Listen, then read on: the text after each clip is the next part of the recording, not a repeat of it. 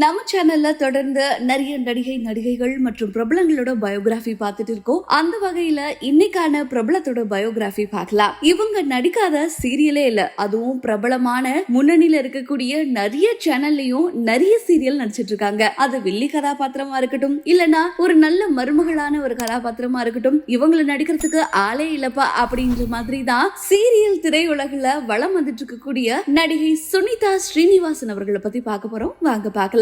நடிகை சுனிதா ஸ்ரீனிவாசன் இவங்களோட இயற்பெயர் பத்மாவதி அப்படின்னு சொல்லப்படுது. அப்போ சுனிதா அப்படின்ற பெயர் எங்க வந்தது அப்படின்ற மாதிரியான ஒரு கேள்வி இருக்கும் இல்லையா, அதை நான் சொல்றேன். அதுக்கு முன்னாடி சுனிதா அவர்கள் பிறந்தது வளர்ந்தது இது எல்லாமே பாத்தீங்க அப்படின்னா கர்நாடகா அப்படின்னு சொல்லப்படுது. கர்நாடகால ரொம்பவும் சாதாரண ஒரு எளிமையான குடும்பத்துல பிறந்து வளர்றாங்க நடிகை சுனிதா. சுனிதா அவர்களுக்கு சின்ன வயசுல இருந்தே நடிக்கணும் அப்படின்ற ஆசையெல்லாம் கிடையாதா. ஆனா அவங்க வீட்டுல அப்போ பிளாக் அண்ட் ஒயிட் டிவி இருக்கும் இல்லையா, அந்த பிளாக் அண்ட் ஒயிட் டிவில இவங்களோட நிழல் படும் போதெல்லாம் அம்மா இங்க பாருங்க நான் டிவில வரேன் அப்படின்ற மாதிரி சொல்லி சந்தோஷப்படுவாங்களாம். அதுவே சீரியல்ல இவங்க ஒரு கதாபாத்திரத்துல நடிச்சு உண்மையாவே டிவில பார்க்கும்போது ரொம்பவும் சந்தோஷப்பட்டிருக்காங்க. இப்போ இவங்களோட இயற்பெயருக்கு வருவோம். இயற்பெயர் பத்மாவதி அப்படின்னு சொல்லப்படுது.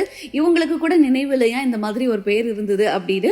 இவங்க ஸ்கூலுக்கு போயிருக்காங்க, அங்க யாரோட பேரு சுனிதா அப்படின்னு இருந்திருக்கு. பத்மாவதி அப்படின்ற இந்த பெயர் பிடிக்காம சுனிதா அப்படின்ற எனக்கு இந்த பேர் தான் வேணும்னு ரொம்பவும் அடம் பிடிச்சு சண்டை போட்டெல்லாம் இந்த பேர் மாத்திருக்காங்க. இப்படி எஸ் அப்படின்னு ஆரம்பிக்கிற இந்த எழுத்துல இவங்களோட பெயர் வச்ச ராசி என்னவோ அடுத்தடுத்து இவங்க நடிச்ச எல்லா சீரியல்லையுமே எஸ்ல தான் இவங்களோட கதாபாத்திரத்துக்கான பெயர் ஆரம்பிச்சது. இவங்க முதல் முறையா சீரியலுக்கு வந்த கதையை சொல்றாங்க. அதாவது ஸ்கூல் எல்லாம் படிச்சு முடிச்சுட்டாங்க, காலேஜ் படிச்சுட்டு இருக்கும் போதே டிஸ்கண்டினியூ பண்ணிட்டாங்க. காரணம் இவங்க காலேஜ்ல இவங்களுக்கு கிடைச்ச நட்புனாலயா. இவங்க ஃப்ரெண்ட் ஒருத்தவங்களுக்கு ஏடாகுடமா ஒரு உதவி பண்ண போய் அந்த உதவினால காலேஜ கண்டினியூ பண்ண முடியாம டிஸ்கண்டினியூ பண்றாங்க. அதன் பிறகுதான் இவங்க சென்னை வராங்க. சென்னையில ஒரு தனியார் கம்பெனில, அதுவும் ஐடி கம்பெனி அப்படின்னு சொல்லக்கூடிய இந்த கம்பெனில ஒர்க் பண்ணிட்டு இருக்காங்க. ஒர்க் பண்ணிட்டு இருக்கும்போது இவங்க ஃப்ரெண்டோட அம்மா தான் இவங்கள பாத்திருக்காங்க. பார்த்துட்டு ஒரு ஆஃபர் கொடுக்குறாங்க. நீ பாக்குறதுக்கு அழகா இருக்கியேமா, சிம்பிளா இருக்க, நீ ஏன் இந்த மாதிரி சீரியல்ல நடிக்க கூடாது, இவங்கள போய் பாரு அப்படின்னு சொல்லியிருக்காங்க. அப்பதான் இவங்களுக்கும் சரி நம்ம நடிக்கலாம் அப்படின்ற எண்ணம் வந்திருக்கு. அதன் பிறகு இவங்க சீரியல்ல நடிக்க போறாங்க. அதுவும் முதல் சீரியலே விகடன் போன்ற ஒரு மிகப்பெரிய ப்ரொடக்ஷன் கம்பெனில பண்றாங்க. அதுவும் சன் டிவில பண்றாங்க. எல்லாமே பிக்கஸ்டா தான் அமையுது சுனிதா அவர்களுக்கு.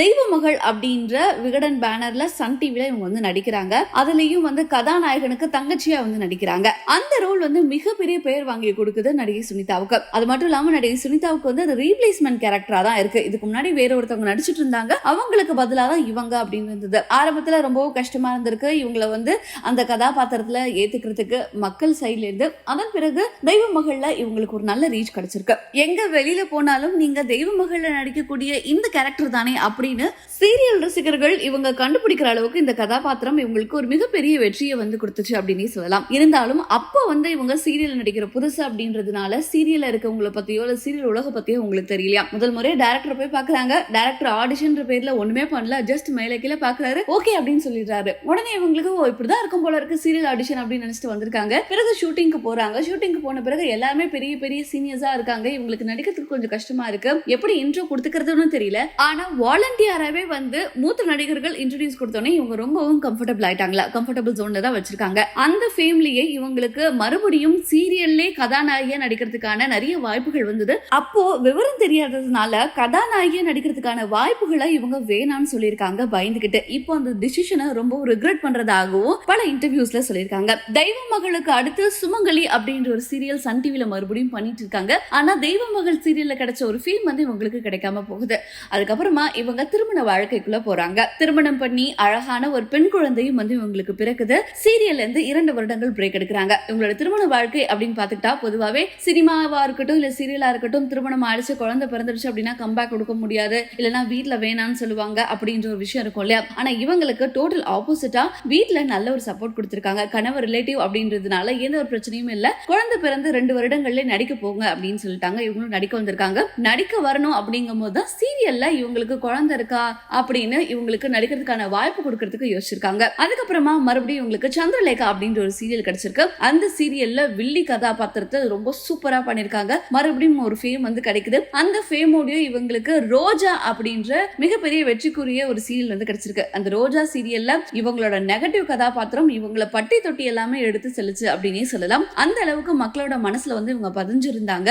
இந்த சீரியல்லாம் பண்ணிட்டு இருக்கும் போதே இவங்களுக்கு விஜய் டிவில நடிக்கணும் அப்படின்ற ஒரு ஆசையும் இருந்திருக்கு. அப்படிதான் விஜய் டிவில வந்து காற்றின் மொழி அப்படின்ற சீரியல்ல கொஞ்சம் பாவமான பாசிட்டிவான கேரக்டர் பண்ணிருக்காங்க. அதுவும் ரொம்ப இம்பார்ட்டன்ஸ் கிடையாது, கொஞ்ச நாள் தான் அந்த சீரியல்ல வந்து அந்த கேரக்டர் வந்தது. அதுக்கப்புறமா அன்புடன் குஷிலையும் வந்து கொஞ்சம் வில்லி கேரக்டர் தான் பண்ணிருப்பாங்க.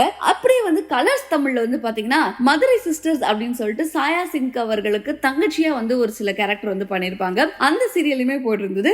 இப்போ ஜீ தமிழ்ல அண்ணா அப்படின்ற சீரியல்ல ரத்னா அப்படின்ற கேரக்டர் பண்ணிருக்காங்க. ஆக மொத்தம் இவங்க Zee Tamil, Vijay TV, Sun TV, Colors தமிழ்னு தமிழ் சீரியல்கள் பிரபலமா இருக்கக்கூடிய எல்லா சேனல்லையுமே நடிச்சிட்டாங்க அப்படின்னு சொல்லலாம். இப்போ மிகவும் பிரபலமான ஒரு சீரியல் பேர் வாங்கி கொடுத்துட்டு இருக்கு அப்படின்னா அது ஜீ தமிழ்ல அண்ணா அப்படின்ற சீரியல்ல ரத்னா அப்படின்ற கேரக்டர் சொல்லலாம். ஏன்னா இவங்க தொடர்ந்து வில்லியா நடிச்சதுனால இவங்களை எல்லாருமே வில்லியாவே பார்க்க ஆரம்பிச்சிட்டாங்களாம். இவங்களுமே ஒரு 3 வருடங்கள் வில்லியா நடிச்சதுனால அவங்களுக்கே நம்ம ஒருவேளை வில்லியா இருக்கோமோ அப்படின்ற அளவுக்கு இந்த கேரக்டரோட இம்போசிஷன் வந்து இருந்திருக்கு அப்படின்னே சொல்றாங்க. இவங்க நடந்தா உட்கார்ந்தா கூட ஒரு திமிர்த்தனம் தெரியுது அப்படின்னு பல ரசிகர்களும் பார்க்க ஆரம்பிச்சிட்டாங்களா. வெளியிலேயே உங்களுக்கு அன்கம்ஃபர்டபுளா இருந்ததா. ஒரு நாள் ஷூட்டிங்ல இவங்களுக்கு ஷாக் அடிச்சிருச்சு. ஷாக் அடிச்சத சக ஆர்டிஸ்ட் வந்து என்ன பண்ணிருக்காங்க, வெளியில போய் சொல்லிருக்காங்க. அதுவும் ஹாஸ்பிட்டல்ல. அப்ப ஹாஸ்பிட்டல்ல இருக்கிறவங்க வந்து என்ன சொல்றாங்களா, உங்களுக்கு தான் ஷாக் அடிச்சதா, அடிக்கட்டும் அடிக்கட்டும் அப்படின்னு சொல்லிருக்காங்களா. அந்த அளவுக்கு இவங்களோட நெகட்டிவான கேரக்டர் இம்போசிஷன் வந்து மக்களோட மத்தியில இருந்திருக்கு. இதுவே இவங்களுக்கு ஒரு பயமும் ஏற்பட்டிருக்கு. அதன் பிறகு இவங்களுக்கு பாசிட்டிவான ரோல் நடிக்கணும் அப்படின்ற ஆசை இருந்திருக்கு. ஆனா எந்த ஒரு கேரக்டருமே கிடைக்கவே இல்லை. தெய்வ மகள் சீரியலுக்கு அப்புறமா இவங்களுக்கு நல்ல பேர் வாங்கி கொடுத்த சீரியலா தான் சந்திரலேகா மற்றும் ரோஜா சீரியல் இருந்திருக்கு. இதோட ஃபேம் வந்து அவங்கள உச்சத்துக்கே கொண்டுட்டு போச்சு அப்படின்னு சொல்லலாம். பொதுவாகவே இவங்களுக்கு சின்ன வயசுல இருந்தே நடிப்புல ஒரு ஆர்வம் இல்லாததுனால இவங்க நடிக்க வந்த பிறகு இவங்க ஃப்ரெண்ட்ஸ் எல்லாருக்குமே ஆச்சரியமா, நீ எப்படி வந்து நடிக்க வந்த, உனக்கு பாட்டு மேல தானே இன்ட்ரெஸ்ட் அப்படின்னு சொல்றாங்க. ஆமா, இவங்க சின்ன வயசுல இருந்தே சிங்கர் ஆகணும் அப்படின்னு ஆசைப்பட்டிருக்காங்க. ரொம்ப நல்லாவும் பாடவும் செஞ்சிருக்காங்க. அவங்க ஃப்ரெண்ட்ஸ் எல்லாருமே அதையும் தான் நினைச்சிருக்காங்க.